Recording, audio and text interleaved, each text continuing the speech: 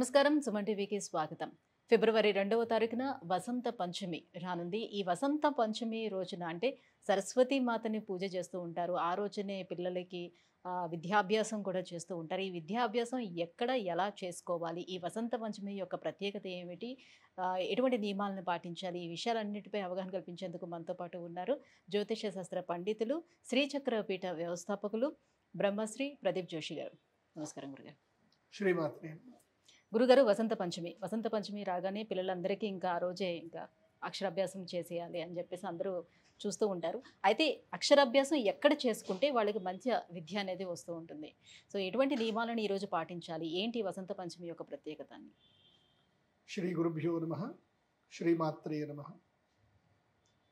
శుక్లాం బ్రహ్మ విచారసార పరమాం ఆద్యాం జగద్వ్యాపినీం వీణా పుస్తకధారిణీం అభయదాం జాఢ్యాంధకారాపహాం హస్తైస్ఫాటికమాలికాం విదధతీం పద్మాసనే సంస్థితాం వందే తాం పరమేశ్వరీం భగవతీం బుద్ధిప్రదాం శారదాం. శ్రీమాత్రే. ఈ వసంత పంచమి అక్షరాభ్యాసం మీరు ఎక్కడైనా దేవస్థానంకి వెళ్ళండి, అక్షరాభ్యాసం చేసుకోండి. ఎక్కడికైనా దేవస్థానానికి, కేవలం సరస్వతి టెంపుల్సే కాదు, ఎక్కడైనా వెళ్ళి చేసుకోవచ్చు. ఎందుకోసం అంటే అందరికీ అన్ని దగ్గరికి వెళ్ళడానికి అవైలబిలిటీ ఉండదు. తీరా పోయిన తర్వాత కూడా అక్కడ క్రౌడ్ ఎక్కువగా ఉండి ఇబ్బంది పడతారు. ఎక్కడికి వెళ్ళినా దైవము శక్తి సన్నిధానం ఉంటుంది. కానీ ఆ దైవ సాన్నిధ్యములో మంత్రవేత్త కలిగినటువంటి శాస్త్రవేత్త, అంటే శాస్త్రము మంత్రము తెలిసినటువంటి ఒక గురువు ఉంటారు. ఎందుకోసం అంటే విద్య ఎవరిస్తారు? గురువే ఇస్తాడు. దైవ ఉపాసన కలిగినటువంటి మంత్రవేత్త ఉండాలి, అతనికి జ్ఞానం ఉండాలి. అతను తన కన్నులతో, అతని శక్తితో మీకు అనుగ్రహించగలిగే గురువు ఉండాలి. ఎందుకోసమంటే దైవం ఎక్కడైనా ఉంది, కానీ ఆ దైవానుగ్రహాన్ని ఇచ్చేటువంటి వాడు గురువు మాత్రమే. అందులోనూ జ్ఞానం ఇచ్చేటువంటి వాడు గురువు మాత్రమే. మంచి శాస్త్ర పండితులు ఉండేటువంటి ప్రదేశంలో, అంటే ఉపాసన ఏ దైవ బలం ఏ దేవస్థానంలో అయితే గనక దైవ బలము ఉపాసన బలం ఎక్కువ ఉన్నటువంటి పండితులు ఉండాలి. అలాంటి దేవస్థానంలో వెళ్ళాలి. ఎందుకోసమంటే ఈ అక్షరాభ్యాసం విద్యాభ్యాసం యొక్క ప్రత్యేకత ఏమిటంటే పిల్లలకి కుడి చెవిలో గురువు ఓంకార మంత్రాన్ని 3 సార్లు చెప్పాలి. ఆ చెప్పే గురువు ఓంకార అనుష్ఠానం చేసుకున్న వాడై ఉండాలి, సాధన చేసి ఉండాలి, ఆ గురువుకి శ్రీ విద్య తెలిసి ఉండాలి. అలాంటి గురువు దగ్గరికి వెళ్ళి చేయించుకోవాలి. ఇది గురువు. అమ్మవారు సరస్వతీదేవి, ఆమె అమ్మలగన్నయమ్మ, ఆమె పెద్ద గురువు, అందరికన్నా పెద్ద గురువే. కాకపోతే ఆ అమ్మ అనుగ్రహాన్ని ప్రసాదించగలగాలి అని అంటే ఆ అమ్మకు సంబంధించిన శ్రీ విద్యా తత్వం, శ్రీచక్రానికి సంబంధించిన తత్వం అంతా తెలిసి ఉండాలి. ముఖ్యంగా శ్యామలా దండకం, రాజశ్యామల ఉపాసన ఉండాలి. అలా చదివితే శ్యామలా దండకం ఇలా చదివేయాలి టకటక. జయ జనని సుధా సముద్రాంత హృదయం మణిద్వీప సంభ్రూఢ బిల్వాటవీ మధ్య కల్పద్రుమా కల్ప కాదంబ కాంతార వాసప్రియే కృత్తివాసప్రియే సర్వలోకప్రియే సాదరారబ్ధ సంగీత సంభావన సంభ్రమాలోలు నీపస్రగాబద్ధ చూలి సనాతత్రికి సానుమత్పుత్రికి. ఇలా టకటకటకటకటక ఆ అమ్మవారు ఎక్కడుండాలి? నాట్యం చేస్తుండాలి నాలుక పైన. స్త్రీ సూక్త, పురుష సూక్తాలు అలా అన్నీ చదవగలగాలి. అలాంటి గురువు దగ్గరికి వెళ్ళి అక్షరాభ్యాసం చేయించుకోవాలి.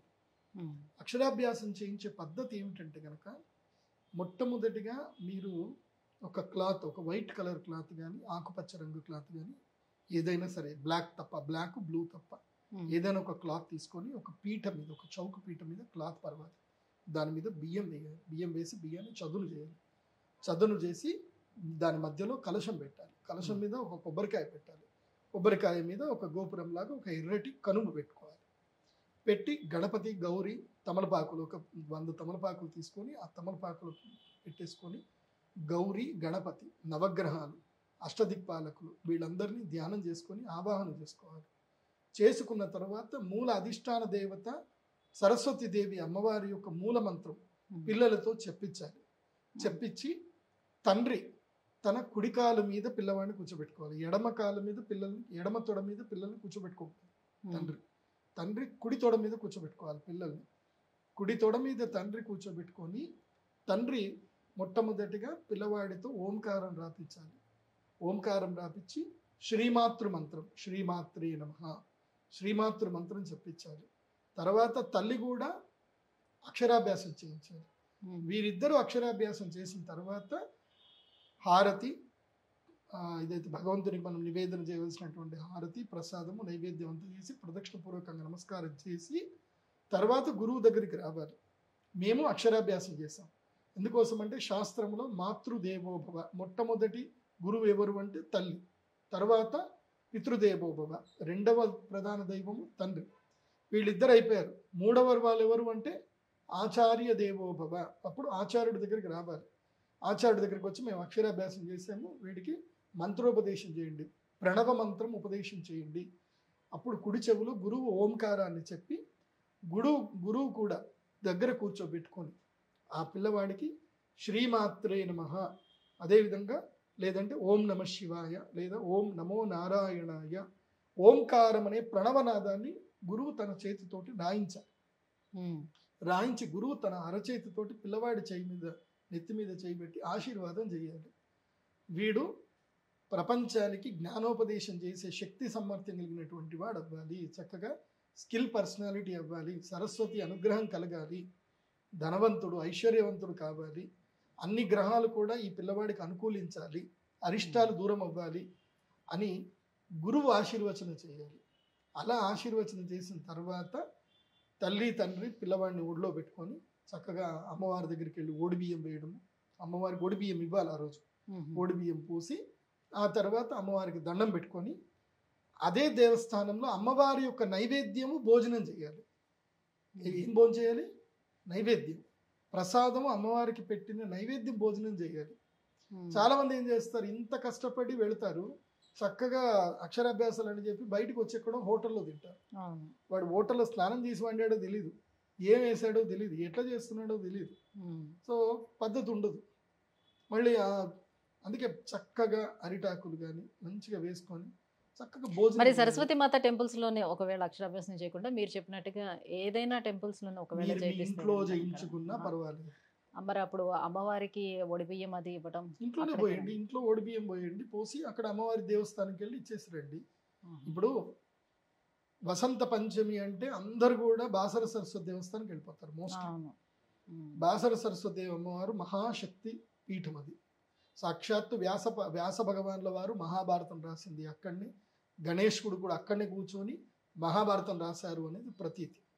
నాకు అమ్మవారి జ్ఞానోపదేశం చేసింది కూడా అక్కడనే. నాకు అమ్మవారి యొక్క పాదముద్రలు నాకు కనిపించాయి, గజ్జల శబ్దం వినిపించింది, పాదముద్రలు కనిపించాయి. ఇప్పుడు నా 9వ ఏటనే నాకు అమ్మవారి యొక్క అనుగ్రహం కలిగింది అక్కడనే. మా నాన్నగారిని ఆజ్ఞాపించింది, వీడు భవిష్యత్తులో మహాపండితుడు అవుతాడు, వీడిని గురుకులంలో వెయ్యు అని మా అమ్మ నాన్నకు చెప్తేనే నన్ను అక్కడి నుంచి తీసుకెళ్ళి గురుకులంలో వేసేసారు. నేను లేకపోతే వేరే ఏ సాఫ్ట్వేర్ కంపెనీలో చేసుకుంటూ టిక్ టాకులు చేసుకుంటూ ఉండేవాడినేమో. మా నాన్నగారు చెప్పారు కాబట్టి మా నాన్నగారు నన్ను పంపించారు. నేను అక్కడ ఉండి అమ్మవారు ఉపాసన చేసినప్పుడు పక్కన కొలను ఉండేది బాసర్. నేను మొదలు అక్కడ పద్ధతి ఏముండేనంటే బాసర్లో ఒక పెద్ద చెట్టు ఉండేది, రావి చెట్టు. ఇంత డెవలప్మెంట్ ఏం లేకుండా బాసర్లో. దాని ముందంతా పార్కింగ్ ప్లేస్ ఉంటుండే, మంచి కోనేరు ఉంటుండే. అక్కడ దీక్ష తీసుకొని బాసర దేనికి ప్రత్యేకత అంటే అక్కడ వెళ్ళి దీక్ష తీసుకొని తెల్లవారుజామున్నే 4 గంటలకు లేచి అమ్మవారికి అభిషేకం చేయడానికి అక్కడ కుండములో నుంచి నీళ్లు తీసుకొచ్చి అమ్మవారికి అభిషేకం చేస్తూ ఉంటే అమ్మవారి యొక్క నిజరూప దర్శనం చేసుకునే భాగ్యము అందరికీ దక్కేది. కూర్చొని అక్కడ ఉపాసన చేసేవాళ్ళు.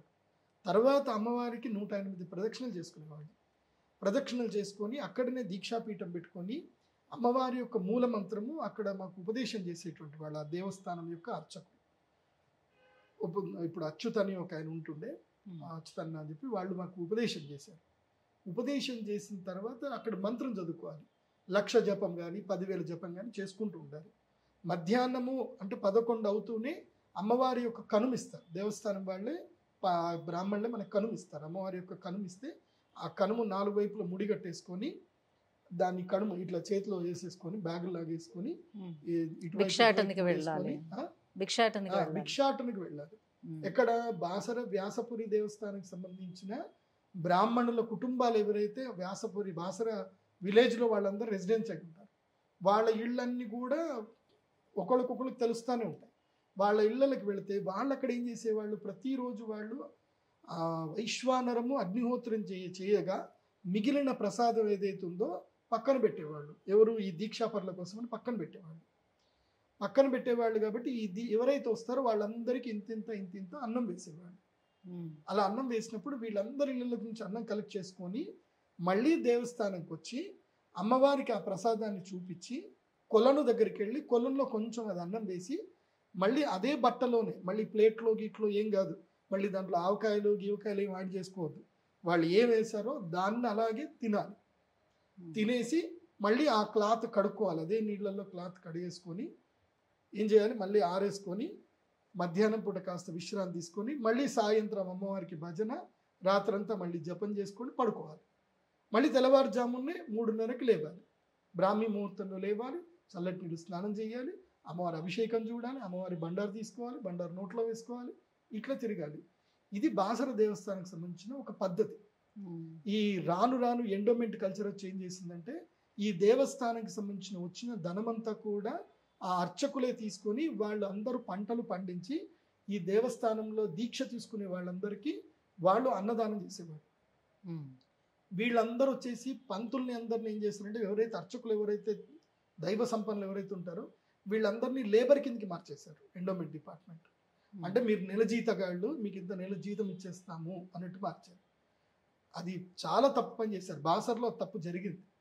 ఇప్పుడు ఈ మధుకర వృత్తి చేయడానికి ఎవరింట్లోకి వెళ్ళినా వాళ్ళకి ఎక్కడ, ఇప్పుడు వాళ్ళు వేయాలంటే వాళ్ళ ఇంట్లో కూడా బియ్యం రావాలి కదా, వాళ్ళకి దైవం నుంచి వాళ్ళకి సంపద వచ్చేది కాబట్టి వాళ్ళు అన్నం వేసేవాడు.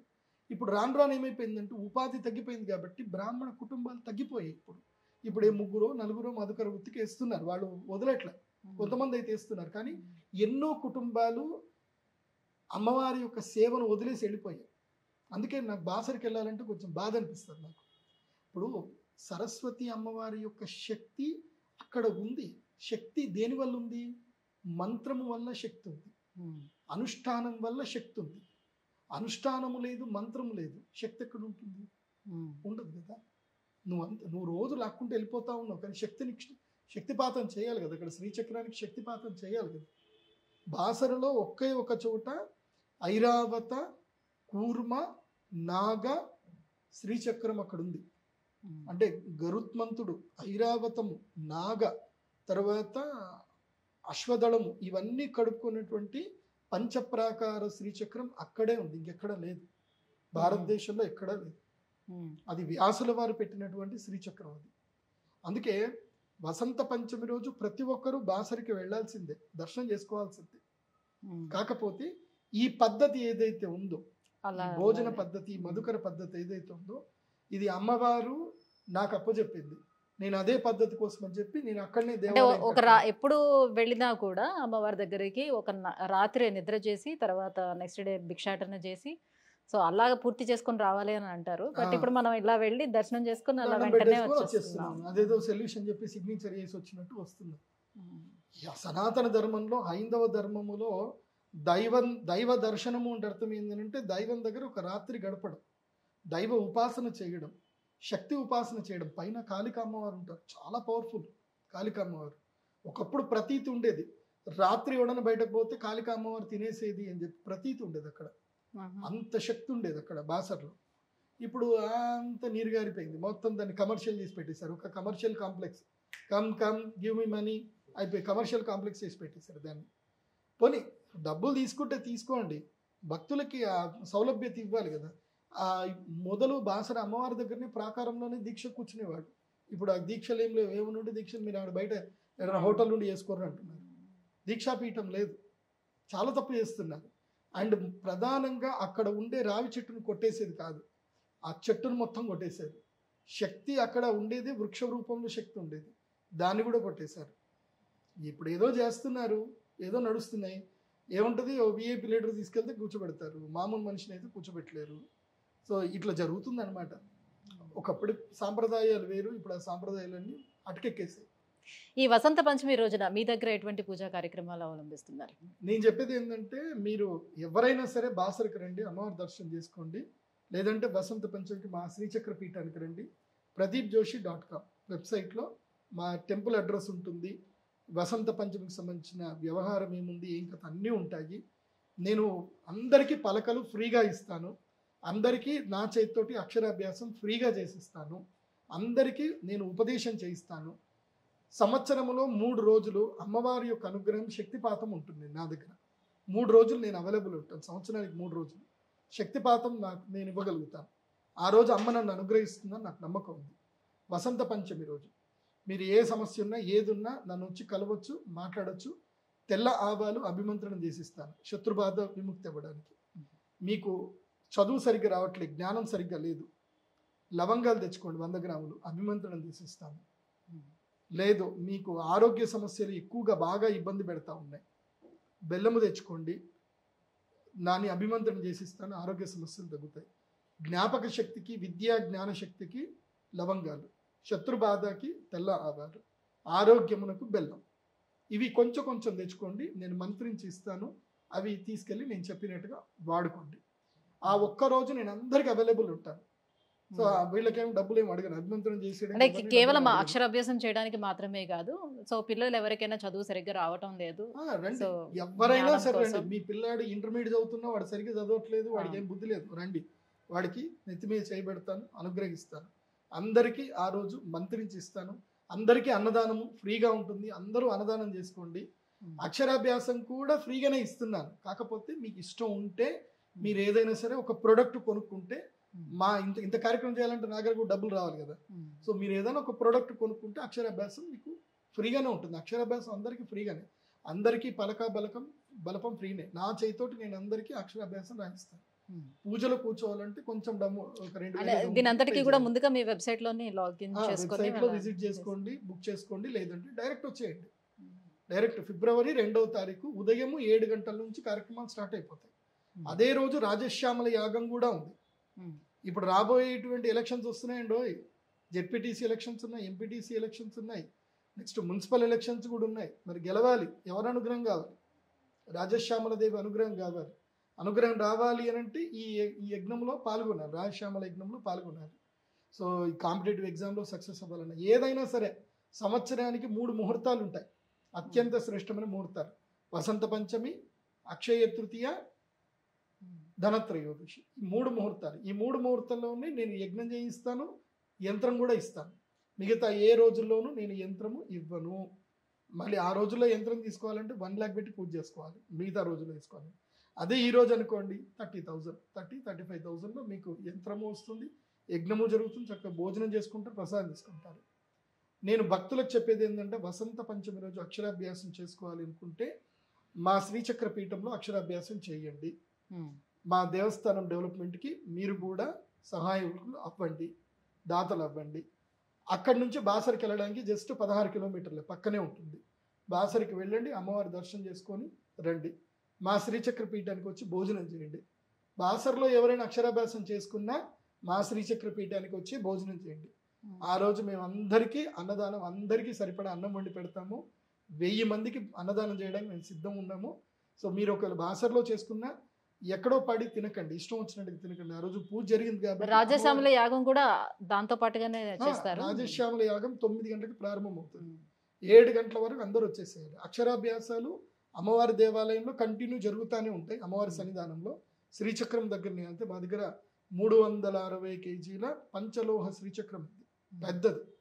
సో ఆ పంచలోహ శ్రీచక్రం దగ్గరనే అక్షరాభ్యాసాలు జరుగుతూ ఉంటాయి కంటిన్యూగా. మార్నింగ్ 8 o'clock నుంచి ఎవ్రీ 1 hourకి ఒక అక్షరాభ్యాసం సెషన్స్ నడుస్తూనే ఉంటాయి అమ్మవారి సన్నిధానంలో. అక్షరాభ్యాసం అవ్వడము, అక్షరాభ్యాసం కాగానే అందరూ వెళ్ళి అమ్మవారి దగ్గరికి వెళ్ళి మీ పిల్లల్ని అమ్మవారికి ఒళ్ళోని కూర్చోబెట్టి దండం పెట్టేసుకొని మీరు బయటకు రండి. మేము అలో చేస్తాం, అమ్మవారి దేవస్థానం లోపలికి పోవడానికి కూడా మేము అలో చేస్తాం. మేము ఎవరిని రిస్ట్రిక్ట్ చేయం. బికాస్ అంత కష్టపడి మీరు అమ్మవారి సాన్నిధ్యానికి వెళ్ళిపోతే ఎట్లా? వెళ్ళండి, అందరూ అమ్మవారి సాన్నిధ్యానికి వెళ్ళండి. మీ పిల్లాన్ని అమ్మవారి ఒళ్ళో కూర్చోబెట్టండి, దండం పెట్టుకోండి. తర్వాత అక్షరాభ్యాసము అంత అయిపోయిన తర్వాత యాగం జరుగుతుంది, యాగంలో పాల్గొనండి, లేదంటే కూర్చోండి. యాగం మొత్తం అయిపోయిన తర్వాత అన్నదానాలు జరుగుతూ ఉంటుంది. అప్పుడు నేను అందరికీ అక్షరాభ్యాసము, అభిమంత్రణం అన్నీ ఇస్తాను. మధ్యాహ్నం 2 గంటల నుంచి ప్రారంభం చేసుకొని సాయంత్రం 6 గంటల వరకు, 6-8 గంటల వరకు అందరికి ఇస్తాను. మా శ్రీచక్ర పీఠంలో ప్రత్యేకత ఏంటంటే అక్షరాభ్యాసం చేసే ప్రతి ఒక్కరికి కూడా శ్యామలా దండకము ఫ్రీగా ఇస్తాము. అలాగే మీరు వేసుకున్నారు చూడండి మాతంగి మాల, ఇది సరస్వతి మాల అంటారు. ఈ మాతంగి మాల ఎవరెవరు యాగం చేస్తారో, ఎవరెవరు అక్షరాభ్యాసం చేసుకుంటారో వాళ్ళందరికీ కూడా ఇవ్వడం జరుగుతుంది. బట్ దానికి డొనేషన్ అయితే చేయాల్సింది ఉంటుంది. సో మాతంగి మాల వేసుకోవాలి, ఆ రోజు శ్యామలా దండకం చెప్పించుకోవాలి. అండ్ రాత్రి 7 గంటలకి అమ్మవారికి హారతి ఉంటుంది, పెద్ద హారతి ఉంటుంది, లలితా సహస్రనామ పారాయణం ఉంటుంది. రాత్రి 7 గంటలకు పారాయణం చేసుకున్నాక కార్యక్రమాలు అయిపోతాయి. సో మా శ్రీచక్ర పీఠానికి ఉదయం 7 గంటల నుంచి స్టార్ట్ అవ్వాలి. మీరు ముందు రోజు వచ్చి ఫిబ్రవరి 1వ తారీఖుకి వచ్చి అక్కడ పడుకుంటారంటే కూడా వచ్చి పడుకోండి. లేదు ఫిబ్రవరి 5వ తారీఖు మీరు అక్కడనే నిద్ర చేస్తారన్నా యువర్ వెల్కమ్, మీరు హాయిగా నిద్ర చేయండి. అది గురుగారు, వసంత పంచమి యొక్క ప్రత్యేకత ఏంటి, అమ్మవారిని ఎలా ధ్యానించుకోవాలి, అలాగే పూజా కార్యక్రమాలు ఏవి ఎలా చేసుకోవాలి, ఈ విషయాలన్నీ కూడా ఇంత క్లియర్గా తెలియజేసినందుకు ధన్యవాదాలండి. శ్రీమాత.